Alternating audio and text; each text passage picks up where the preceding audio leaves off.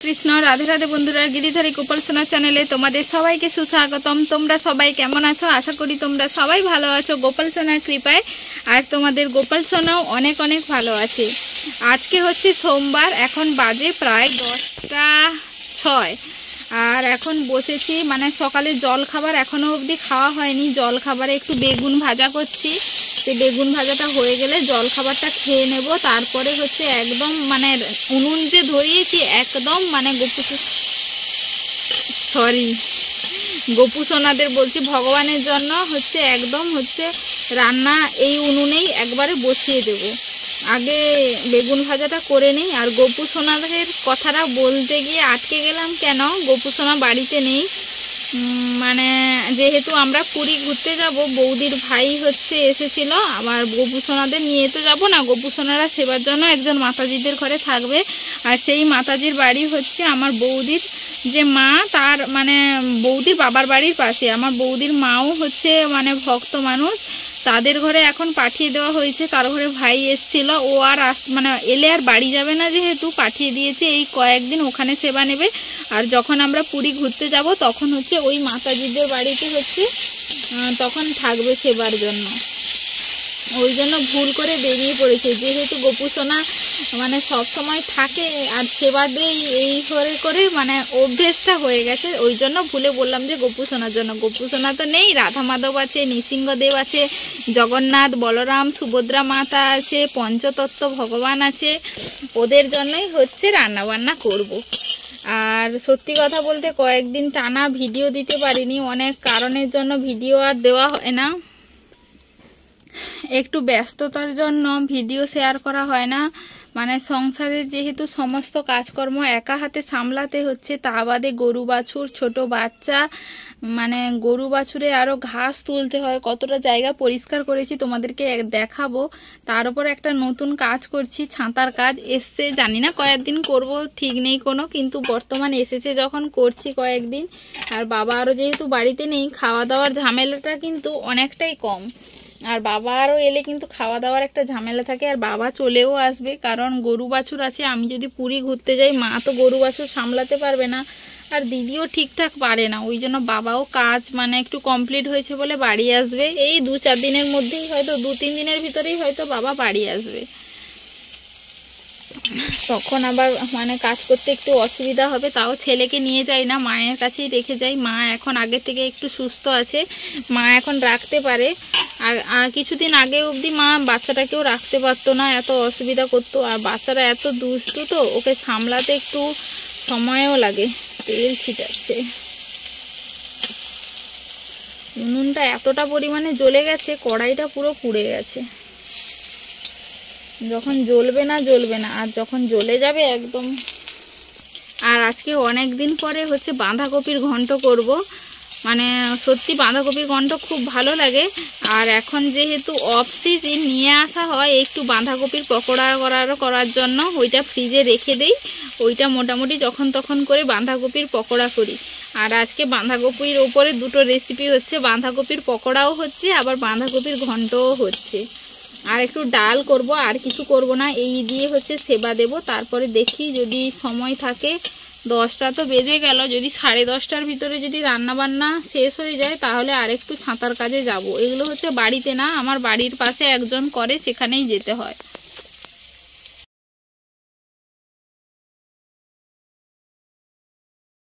কড়াইটা একদমই পুড়ে গেছে। যাই হোক, বাঁধাকপির ঘন্ট করব বলে আদা, জিরে, 5 ফোড়ন, শুকনো লঙ্কা দিয়ে মশলাটা কষিয়ে নিচ্ছি। তারপরে আলু আর বাঁধাকপিগুলো দিয়ে দেবো, আর সাথে একটু কাঁচা ছোলাই দেবো।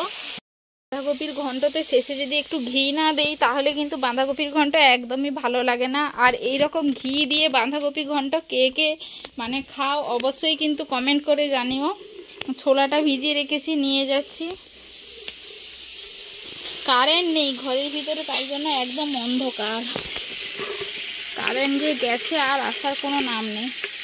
মানে কাজে গেছিলাম সকালবেলা, 1 বান্ডিল মতো করেছি, তাও বাকি আছে, কয়েকটা বাকি আছে। কারেন্ট পালে জানি পূরণ করে দিয়ে আসবো। কারেন্টটা এমন টাইমে চলে গেল, সেই কয়েকটা বাকি থেকেই গেল, ওই জন্য আর করা হয় না। মানে ওই ছাতার যে শিক হয় না, 4টা কি 5টা শিক লাগানো থাকে, ওই এক একটা শিক রেডি করতে হয়। ওই রকম এক একটা শিক নয়, ওই রকম এক একটা শিক জুড়ে 96টা শিক করলে 6.5 টাকা দেয়।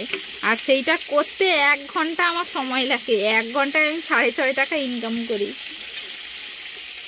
তোমাদেরকে অবশ্যই একদিন দেখাবো আমার কাজটা, কিভাবে আমরা কাজ করি। অনেকজনই করি, প্রায় এদিকে 3টে, প্রায় 8-9টা মতো মেশিন আছে, পুরো টেলার মেশিনের মতো।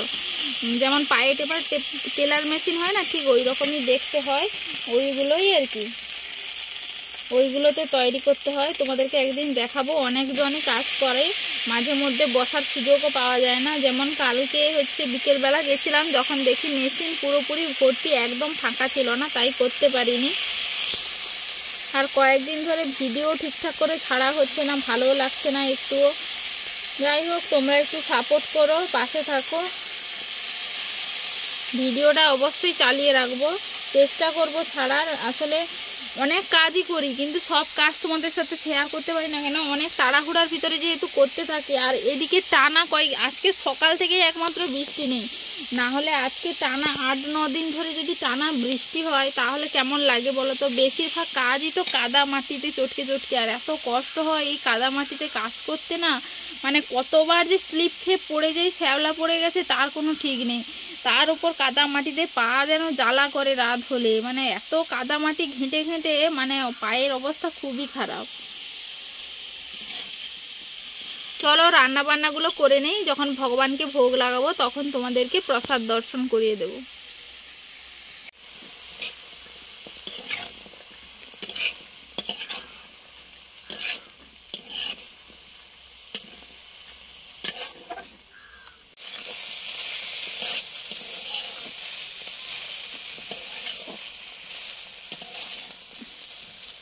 ভগবানকে ভোগ লাগিয়ে দিয়েছি, প্রসাদ দর্শন করো। আর আজকে রেসিপিতে একটু বেশি রেসিপি আছে, কারণ মামা বাড়িতে এসছে, তাই পরে আবার 2টো রেসিপি করেছিলাম, যেটা হচ্ছে উচ্ছে ভাজা আর হচ্ছে বেগুন ভাজা। আর কারেন্ট ছিল না বলে ইমার্জেন্সি চালিয়েছিলাম। তার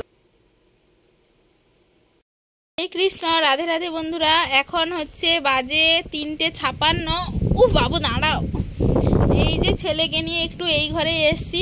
আজকে তোমরা ভোগে দেখতে পেলে যে 2টো রেসিপি বেশি ছিল। মানে হঠাৎ মামা শ্বশুর ফোন করে যে আসবে, তখন কি করব, রান্না তো হয়ে গেছে। দিদির যেহেতু রান্না হয়নি, তাই দিদিকে বলেছিলাম একটু চাল বেশি নিতে। আর আবার হচ্ছে, ঠিক আছে সরে যাও, আবার বেগুন ভাজা আর উচ্ছে ভাজাও করেছি। যাই হোক, মামা তো খেয়ে এসছে বলেটে বাড়ি থেকে, দিয়ে এই মাত্র হচ্ছে খেতে বসছে। খাবার দিয়ে এলাম, ছিল না তাই জন্য খাইনি। বাবু লাগছে, সরে যাও। আর আমার ছেলে আমার ওপরে দাঁড়িয়ে নাচে রে, দিয়ে এদিকে পড়ে রে, ওইদিকে পড়ে রে। উফ বাবু লাগছে কিন্তু। আর মা ছেলে আর কি কামড়াতে শিখেছে আমার ছেলেটা, আমি কি বলবো। প্রচুর বাবু লেগে যাবে কিন্তু, সবাইকে কামড়ায় আর মারে, প্রচুর দুষ্টু হয়েছে।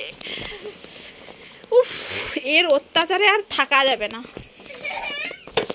দাঁড়াও, আমি যাচ্ছি, দাঁড়াও।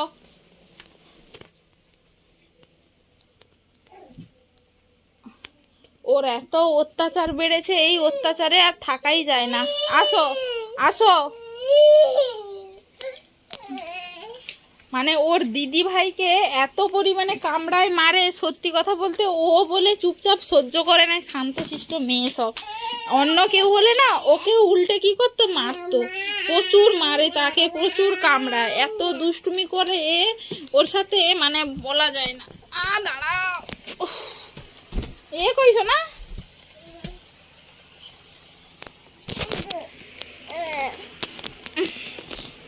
দাঁড়া।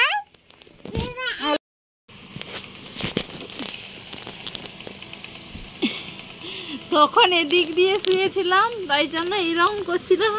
ওর দুষ্টুমিটা দেখো। বাবু হরিবল করে দাও। এই তো ও শিখেছে, ও হরিবল করতে শিখেছে। হরে কৃষ্ণ, রাধে রাধে। নম করো, নম করো। ওরে বাবারে, কিরম নম করতে হয়? হরি বল করে দাও, হরি বল, হরি বল। গৌর প্রেমানন্দে হরি হরি বলো, হরি বল।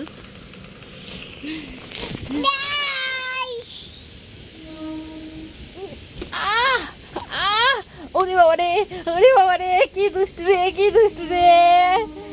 বাবু, বাবু, বাবু তোমার দাঁত কই, দাঁত কই? জিভ দেখি। বাবু তোমার জিভ দেখি। ও তোমার জিভ দেখি, জিভ। নাক কই, নাক, নাক, নাক। কি গন্ধ, নাক কই, নাক। হরি বল, হরে কৃষ্ণ। বাবু রাধে রাধে বলো, রাধে রাধে বলো। বাবু রাধে রাধে বলো। বাবু তুমি কই? বাবু তুমি কোথায়, তুমি কই? বাবু পাপা কোথায় রে, পাপা? হ্যাঁ, মা বলো। দিদুন বলো, দিদুন। দিদা বলো, দিদা, দিদা, দিদা বলো। হ্যাঁ, দিদি বলো, দিদি। হ্যাঁ, তারপরে আর কে? দাদা। হ্যাঁ, দাদাই বলো, দাদাই। দাদি। আচ্ছা, দোল দোল বলে দাও, দোল দোল। হ্যাঁ, তাই তাই, তাই তাই।